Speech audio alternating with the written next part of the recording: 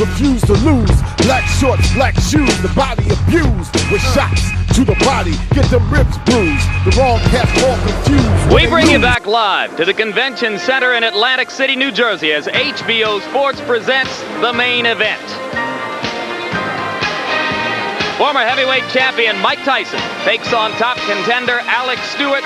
The fight is scheduled for 10 rounds. So now, with aspirations of fighting the winner of Holyfield and Foreman, Mike Tyson again takes center stage in this ancient facility. Tonight, before a sellout crowd, Tyson faces a potentially tough test on his comeback trail. There may be no title on the line, but Mike Tyson provides an electric jolt to a fight crowd, a unique one. There's nothing quite like the feeling at ringside as you await the opening bell of a Mike Tyson heavyweight fight. And we have acquired the services of America's most provocative filmmaker, award-winning Spike Lee, who came to Atlantic City and went to Brooklyn also with a 35mm film camera to produce a profile of Mike Tyson for us. Spike, thanks very much for doing this. Welcome to our broadcast. What was your perspective and your intention as you began this project for us? Well, what we wanted to do was just record what Mike and Don had to say. I felt that they would be very comfortable with us, knowing me, that they would let their defenses down, because a lot of times you have to be careful what the media's, or how the media's can portray them, and we just want to document that. And we just rolled the camera. That's what we did. We shot in 35mm black and white, and we approached it as if we were making a film. You have said publicly that you regard yourself as a friend and a fan of Mike Tyson's. Right. Is this journalism or advocacy? It's both. I'm not going to lie. I think that Mike and Don have got pummeled in the press a lot, and if I could help them, you know, not really change their image. I think that there are a lot of people look at this piece and still not like them, but I think that they have to make up their own minds. We're going to talk to Spike again after you have seen what you're about to see.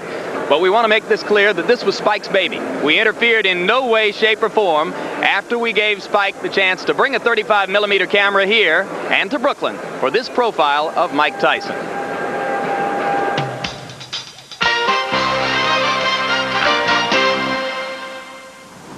I'm not afraid of anything. I'm not afraid of anything. There's nothing that I'm afraid of, you know what I mean? And that's why I'm the individual that I am. You know what I mean? I walk it like I talk it. From where I came from, I'm not supposed to even have made it. I'm not supposed to even be living. My name is Victor Nelson. So what's up? Ain't nothing. Well, I live right here in 178, and I knew Mike for about 12 years, and grew up together. And, What neighborhood is this? This is Brownsville, Amboy. Yeah, he had to knock that punch ever since he was young. You ever seen him knock somebody out on the street? Yeah, I used to have him knock people out for me. Yeah? Yeah. But now he's getting paid to knock people out. That's good for him. I like that. Hey, my brother. Let's do the right thing. That's all he asks. How's Mike look? Mike looks excellent. He's in good shape, good frame of mind. If you don't stand for something, you don't live for nothing. So he's ready, right? He's been ready. Very sharp. He knocked out 3 sparring partners all in one day. Been hurt now. Oh, man. They changed him like, going in and out like a slot machine. What Joe Lewis said, you can run, but you can't hide. So all we got to do is bring the prophecy to those words to reality. Ali got me into boxing. I was in Sparfield, that's a juvenile place in the Bronx. When Ali came up there, and when I saw him, I said, I want to be champion of the world. I want to be just like him. Everyone can't be Michael Jordan, a world heavyweight champion, all that, or else, a brain surgeon, which probably I could be, though. But, You be a brain surgeon? I could, Spike, man. Every ethnic group takes pride in their heroes. We have no heroes. Our heroes die. White heroes never die. They live infinitely. The John Waynes and the different things, but Marvin Gaye, one of the superheroes of our time, you don't hear about him, but Elvis Presley has earned more money in death than most niggas can earn in life. Mike Tyson is our hero.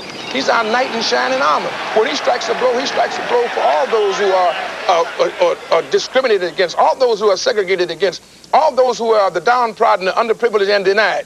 He fights like a gladiator, like our white brothers can appreciate. This guy comes to fight. He comes naked with his shoes on. He's a gladiator. He signifies what he's about. I don't blame Holyfield and Buster Douglas for hating him, because I was taught to hate Don King when I was in the business. Everything's totally against us. We're 2 black guys from the ghetto and we're hustling, and they don't like what we're saying, you know what I mean? We're not like prejudiced, anti-white. We're just pro-black. I love white people. I love them like they love me. Here you have a young man named Mike Tyson who has been a very credible champion, a credible challenger, and now is waiting his turn again. What they're trying to do is to get a groundswell of public opinion to avert and circumvent ever fighting Mike Tyson. They want him, number one, to either defect from me, because he's being represented by a black man, or number two, they want him to get frustrated and exasperated so that he will self-destruct. They always change the rules when black folks come into success. Black success is unacceptable. They say, oh, things are getting so much better for you. In 1849, they was hitting blacks on the head 100 times a day. In 1990, they hit them 48 times a day. Isn't it better? Oh, it's got to be better. You've saved 52 blows. You got to understand that white America has an uncanny way of making the victim the victimizer. Excuse me, master, for putting my head in the way of your club. Not that your club is brutalizing my head and putting hickeys on it. My head got in the way of your free swing and broke your shiny stick, and I want to apologize for that. Cut this a minute. The way people portray me in the press, those guys, if they had the nerve, they'd be just like me. That are superstars, and regardless of their fields, they want to be able to say, you know what I mean, the white man's kicking my ass, you know what I mean? But they don't got the guts, you know what I mean? The reason they don't got the guts because their minds have been suppressed. You know what I mean? Like most fighters in general, when you think about the issue, they're whores to the system. They don't know. They have no concept of what's going on in the business. The only thing they know is put on gloves. Most fighters going to wind up broke, and that's something that's going to continue to happen as long as the game is here, because boxing is the only sport that's unorganized. You know what I mean? You don't have to be a college professor, you know what I mean? Guys, lawyers, you know what I mean, get out of their field, they retire from their field, the law field, and come into boxing because they feel that's the easy way they can make $1, because they could pimp the fighters. Just speak up, Mike, we hear you. Talking. We're gonna play this game called basketball today, okay? Right. Most of you know how to play this better than me, so we're gonna try to do something. What you want me to dunk on your money, mama? You ain't dunk no boy. I know you a boxer. Do what you can do. Do it. Do. If I gotta play, you want me to do? What you want me to do? What you want me to do?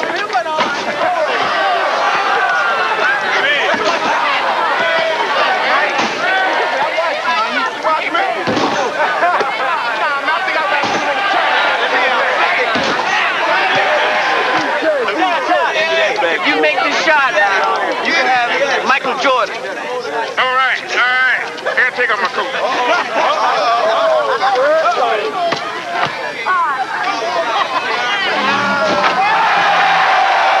Trying to get some birds to come over here. They must not be hungry anymore. Yeah, that's right. Feed the birds. This is fantastic. Another war, man, inside and outside the ring, but we shall continue to prevail. Working together works. Well, you and I together, undeniably, is a combination that's unbeatable. I love it when the Jews love the Jews. I think that's noble. Italians love Italians. When Irish love Irish. But when a nigga loves a nigga, it's an unpardonable sin. We can't be white. You're a nigga till you die. If you're a poor nigga, you're a poor nigga. If you're a rich nigga, you're a rich nigga. But you never stop being a nigga. And if you get to be educated, you're just an educated nigga. You understand? Depravity, poverty, ignorance, lecherousness, lewdness, evil. Everything that was negative and unholy was attributed to the black people. And everything that was holy and glorified was attributed to the white people.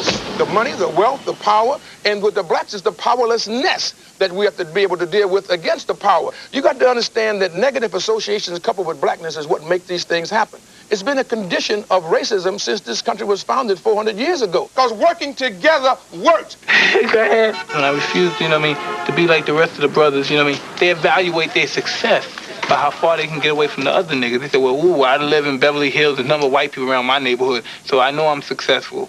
You know what I mean?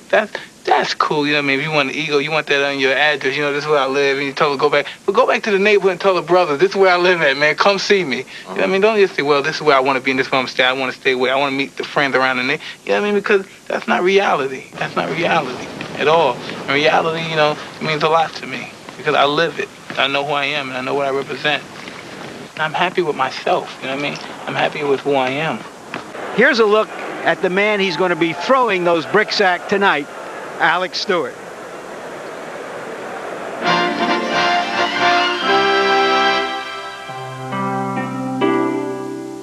Dawn in the Catskills. Here the winter frost has yet to paint its inevitable chilling picture on this town's splendid canvas. And for one man who rises each and every morning to nature's silent sights and soothing sounds, this is a pensive time. A time to reflect on the opportunity that lies ahead. The only thing I really see is me beating Mike Tyson. It's just like a dream just keeps on coming. Just like climbing a mountain, you gotta work you up to the top. And when you reach there, you're on top of the mountain. I'm thinking Mike Tyson is the mountain. I have to climb all over. For Alex Stewart, the journey toward the top has been perilous. Despite his impressive record, many felt Stewart wasn't much more than a spoon-fed fighter. But that all changed the night he fought Evander Holyfield. After a brilliant performance in a losing cause, the English-born Jamaican was finally able to silence the skeptics. The Holyfield loss earned Stewart the respect of the boxing community and a chance to climb into the ring with Mike Tyson, one step closer to a shot at the heavyweight title. But first, tragedy would knock on Stewart's door. Just 3 months prior to the scheduled date with Tyson in September, Alex suffered a personal loss when Mike Jones, his co-manager and close friend, died unexpectedly from cancer. Jones's death would act as an added incentive for the young heavyweight, who would set out to prove that his manager's dreams weren't in vain. Mike Jones' spirit's always gonna live on with me. Regardless, win, lose, draw, whatever, he'll always be with me. The only way they remember him is through my performance and how he's worked to get me this far. I think everybody has worked to get me where I am, but I think the rest of my team are here and he's not here. And I think this will give him plenty of joy just to know that I did all I could do. For his late manager, he would push his body to the limit. In training for Tyson, Stewart felt he had never been more focused and diligent. That was until 2 weeks before the fight, the night he got the news that Tyson had suffered a severe cut over his eye. The cancellation was a crushing blow to Stewart and his camp. It hurts in a way we can't explain. Here I was psyched up mentally and physically to fight this little guy. And here I am getting ready, and all of a sudden he gets caught. You know, I'm just about a week before I'm ready to leave for Atlantic City. Do the last 2 weeks of my training. I'm prepared, the technique and everything I want to do. And all of a sudden, it's changed. He was totally devastated. When I walked into his room, he sat there and wept and sobbed for quite a substantial period of time. It's as if you were trying to climb a mountain and the summit was in view, and you had to withdraw. In time, that frustration would subside. Realizing that life is too short and opportunities are oh so fleeting, Stewart forced himself into the gym and refocused on the one man who stood in his way. Alex Stewart believed he had worked too hard, sacrificed too much, come too far to accept anything less than victory. Everybody thinks that this is like 2-3 years of my fighting career, you know. I think of it since I've been 9, you know, I've been fighting. And right now, only one person standing in my way. I mean, this will put me what I've been working for since I was a little kid. I mean, this is what I've dreamt about, being in a major fight where the opponent is just as good. And you just have to have that little edge. Like all worthwhile pursuits, boxing offers its practitioners no guarantee of success, only the chance to fulfill a dream. Tonight we'll see whether Alex Stewart's lifelong dream comes true as he searches for that little extra, which he hopes will set him on a path toward a rematch with Evander Holyfield.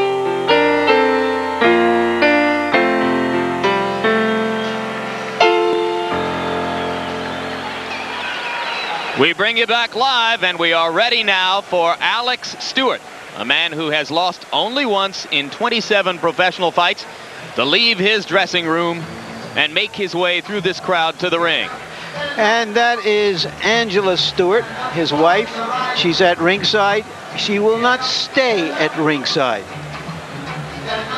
When Alex Stewart gets to the ring, he will throw her a kiss, and she will flee out the front door onto the boardwalk up to her hotel suite, where she will watch the fight on television, as has been her custom in the past. You saw Stewart's rankings, 2 of the governing bodies putting him up there at 4th, right up in the same neighborhood with Tyson and Holyfield and Razor Ruddock. All of his 26 wins by knockout. Indeed, Mike Tyson has fought 2 of the shortest bouts in heavyweight championship history here. Yeah. And here may be a fitting opponent because Alex Stewart has never gone farther than 8 rounds, and 24 of his fights were 4 rounds or less. And he's sweated up nicely because he has a bit of a reputation of starting slowly, although he throws an awful lot of punches in early rounds. And again, as with the Douglas in Tokyo, he's running to the ring to meet Mike Tyson. And you saw the nervous Angela Stewart, Alex's wife, as she prepared to try to make eye contact with her husband and then leave ringside. 5-year-old daughter Tennille Stewart is a little bit more resistant to the ravages of this experience than her mother. She stays to watch Dad fight. Although maybe not tonight. It's a little late for a 5-year-old. There is Stewart's record. And one cautionary note, he has gotten his shot on the basis of a loss, however brave that loss was. Well, from rounds 2 through 5 in the bout against Holyfield, he was the superior fighter, landing more blows, throwing more blows, and generally dominating the action against Holyfield. Holyfield reversed the tempo in round 6, took advantage of a cut over Stewart's eye, which had resulted from a second-round headbutt, and progressively opened the cut to the point where the bout was stopped in round number 8.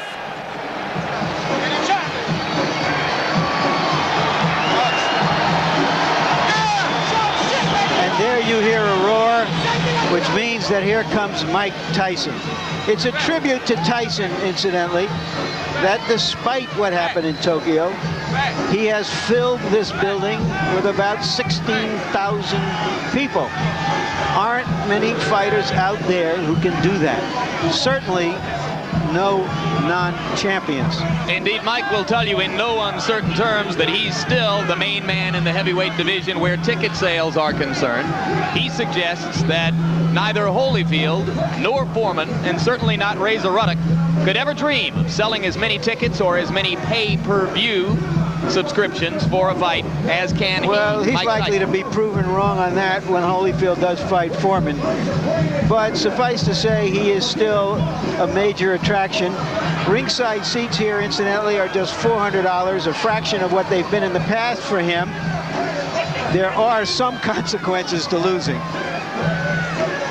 Tyson's last fight, 2 minutes and 47 seconds against Henry Tillman, the man who had beaten him twice back in the amateur ranks.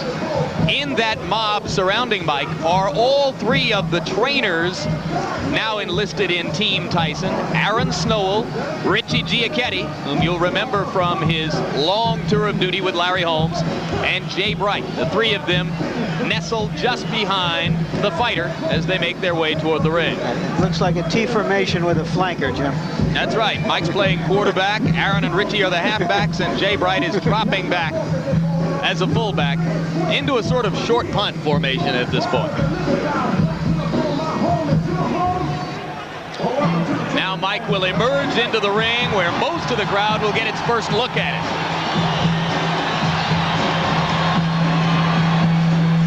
What he's wearing is a torn towel. And there you see the record.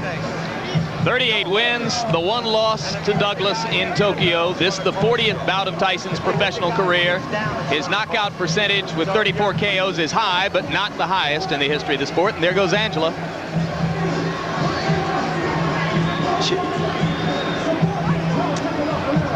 Tyson looks a little fitter. I like Mike Tyson when he looks small, when he looks like a big middleweight or a light heavyweight. So let's take a look at the tail of the tape.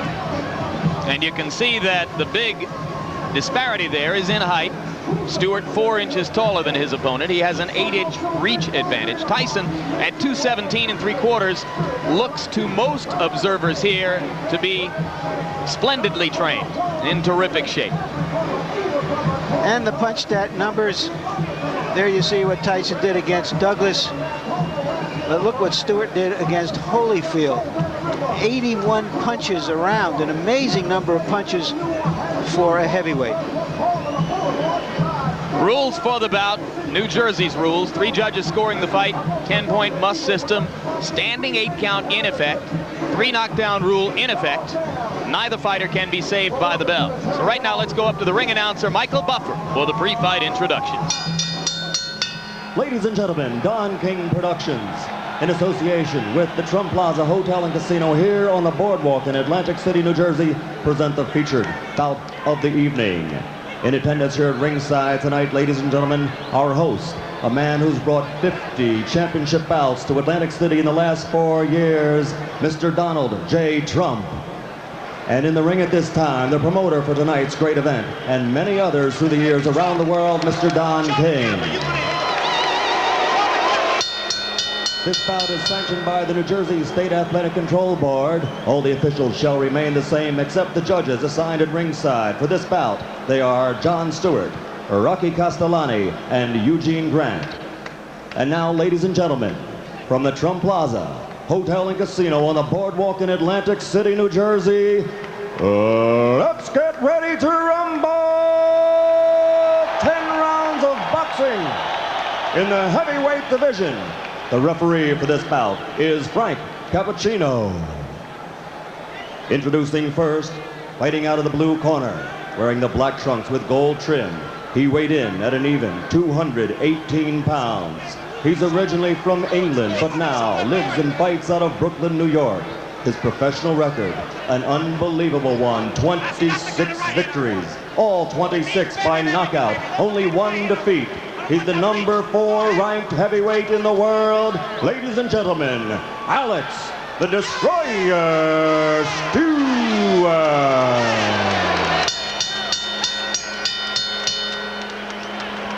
And fighting out of the red corner, wearing the solid black trunks, weighing 217 3/4 pounds, from Catskill, New York.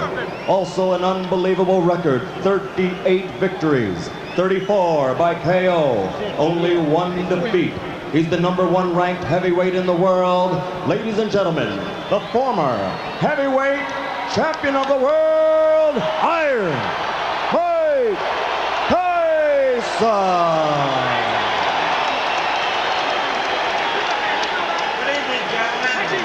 You're both given your instructions by the New Jersey Control Board.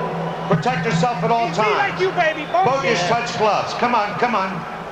Come on, baby. That's right, baby. The question, as in all Tyson fights, can the opponent maintain his poise in the face of Tyson's quickness and menace? Or will he retreat Stay in the corner, Alex. into self-defense? Stay in the corner, Michael. Stewart has stated categorically that he knows he needs to keep throwing punches to try to keep Tyson occupied. If he stops throwing, he'll be dead. Tyson lands a right and another. This could be quick. I was afraid of a 30-second soundbite. All right, man? Okay, let's go. Remember, Stewart never went down against Evander Holyfield.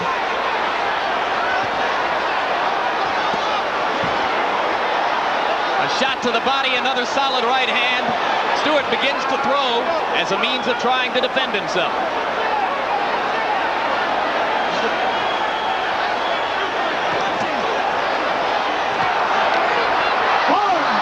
That'll be called a slip.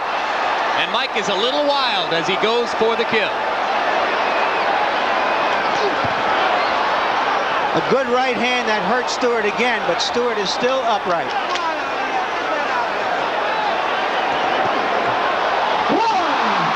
That was a flush right hand. 4, 5, 6, 7, 8, 9. He's up just at the count of 9, Jim. How you feel, man? Taking a good You look wanna is continue? Cappuccino. He's going to let him go. 3 knockdown rule is in effect. If Stewart goes down again, it's over. And Stewart has quick throwing punches.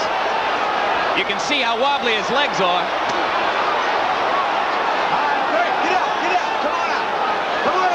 If he makes it through 1 minute and 20, it'll be a small miracle.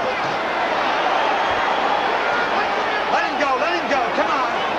Stop punching. That was a worthwhile grab.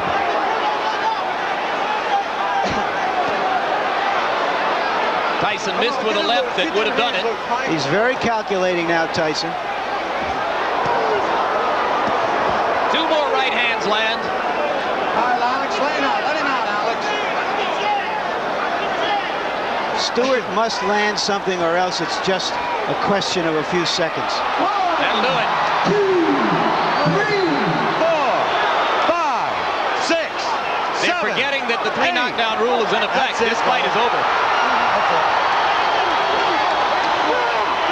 Well, Stewart said that Tyson was a mountain he had to climb. He just got knocked off that mountain.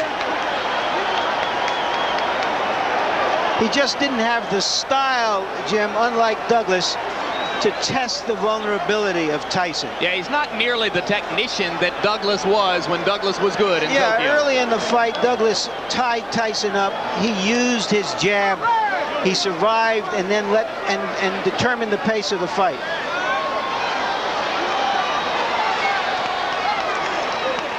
Nothing bothering you. You stay right there for a minute. Let me take a look here. You got fought in the early fight. The first fight, first punch. You know how many times you got knocked down? 3 times. 3 times. The first time, right? Yeah. You remember the first one? Yeah. Yep. Okay. Now, do you think you can stand up now? Yeah. Stand up for me. Put your feet together as you stand up. Put your feet. All right. No, I'm just holding you to see if you don't fall down. Put your feet together. Let him go. Let him go. Let him go. Let him go. Okay, let him go.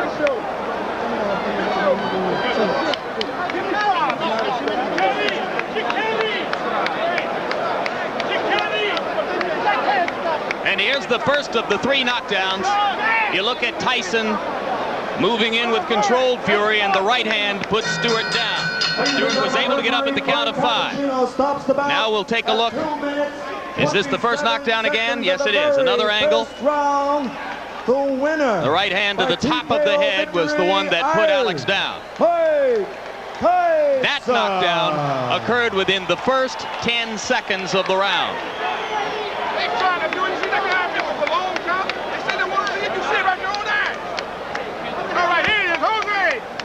Champion, Jose. Now we'll take a look at knockdown number 2. By this time, Stewart still wobbly from the first knockdown, and he went down without Mike having to land a crushing blow. Another look at knockdown number 2. And you can see that the right hand simply glanced off the top of Stewart's head, but it was enough to put down a very wobbly fighter at that point. And now here's a third look at that same knockdown, knockdown number 2. The left to set it up, the glancing right off the top of the head. And Stewart down for the second time in the round. Still more than 1 minute 40 seconds remained in the round at that point. And with the 3 knockdown rule in effect, it was up to Stewart to try to stay on his feet to make it through round number 1. He was not able to do it. Here's knockdown number 3, which came at 2 minutes 27 seconds of the first round. A right and a left, and that was enough for Alex Stewart. Referee Frank Cappuccino began the count, which was academic at that point because of the 3 knockdown rule. Another look at the third knockdown. Solid left to the side of the head, but by that time it was the accumulation of punishment throughout the round which contributed to Stewart's demise. So Mike Tyson, in his 3 fights in this particular ring, his last 3 fights, I should say, in this particular ring, has a 91-second knockout, a 93-second knockout, and this one, 147 seconds. 3 first down knockouts in his last 3 appearances here in Atlantic City for Tyson. Punch stat statistics for the 1 round in the fight. Tyson threw 46 and landed 21. Stewart given credit for having landed 4 punches. He stopped punching somewhere early in the 2nd minute of the round and simply tried to survive from that point on with the by now obvious result. So this crowd remains on its feet. Almost everyone still here in the arena as they await the official announcement. And we wait to see if well, they've gotten the official announcement. I was looking at replays, and I'm told now that the official announcement has already been made by Michael Buffer. And we wait now to see if we'll get a chance to talk with Mike Tyson about this, the 39th victory of his professional career.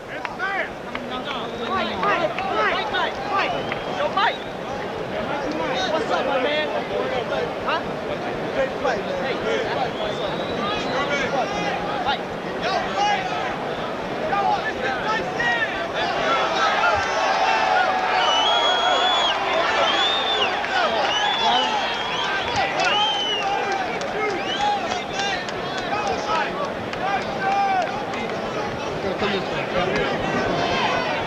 Ladies and gentlemen, you'll be back.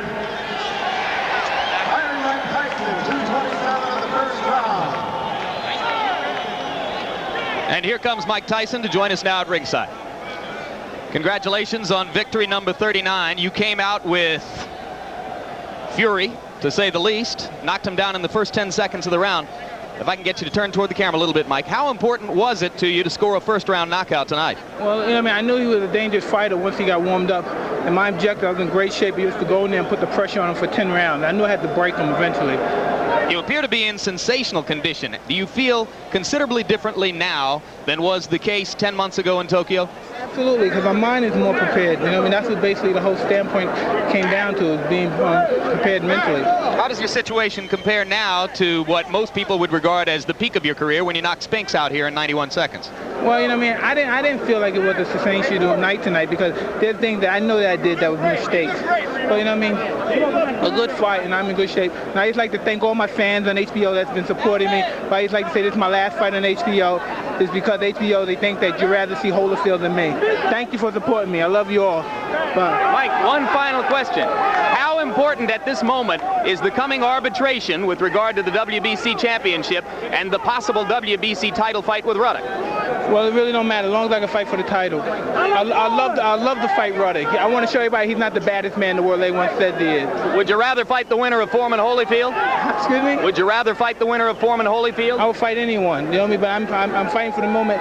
It looks like Ruddock might be in the wings, and I'm looking forward to fighting Ruddock. Can you elaborate on why you feel you've been treated unfairly by this network, which will state that it has 2 offers on the table for you for long-term deals? I have no comment. I don't want to talk about the company know what they did, and I'd like to say hello to all my troops again that's been supporting me. I'm out of here. We've enjoyed covering you. Thank you very much. We don't negotiate on the air.